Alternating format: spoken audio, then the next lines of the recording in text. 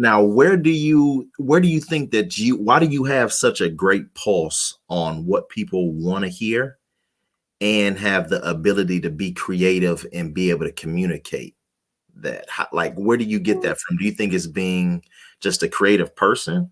I know it has to be part of the creative because creative matters, but it's a lot of creative people that are a part of the culture that don't really know how to speak it. What do you attest it to?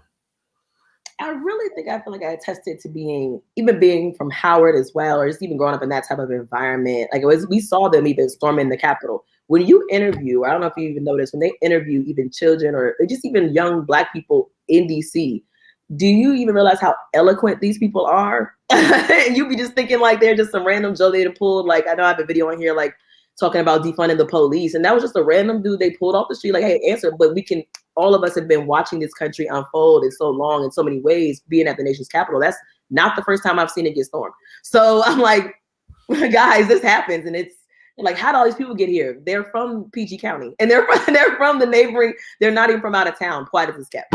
But just, I feel like just really seeing and observing what's going on and being at Howard, being that we'll have protests and then protest after parties. We just always know how to intertwine like your struggle and just speaking to your populace in a certain type of way, because you got to get people to come out to the protest. You got to get people to come out, to the party. So it's, for me, finding that balance and then to try to bring that into everybody understanding our absolute struggle and having a way to speak as far as bringing comedy, bringing just love, bringing everything in that way. I don't necessarily think it's hard if you really just care about the message and the things that you're trying to present to the people. Like if you want to present a message of self-love, how difficult is it to show self-love in its truest form and not just through the clothing? Like I have a shirt.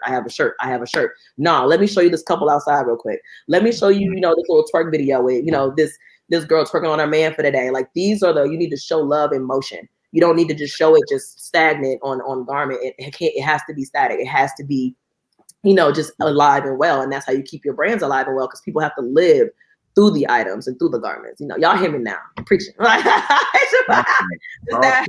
that how it education. Feel it. You have to feel this stuff. And that's why I feel like for the brand, it's not hard. Like for me, this is very easy. Like making these ads doing this stuff, it is too simple. Like the last one I just did, it's like a reel that I want. It's like 30,000 likes. I'm like, what?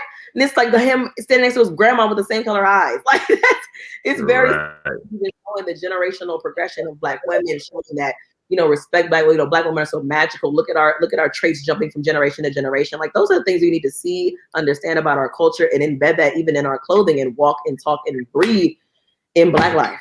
That's what I try to do.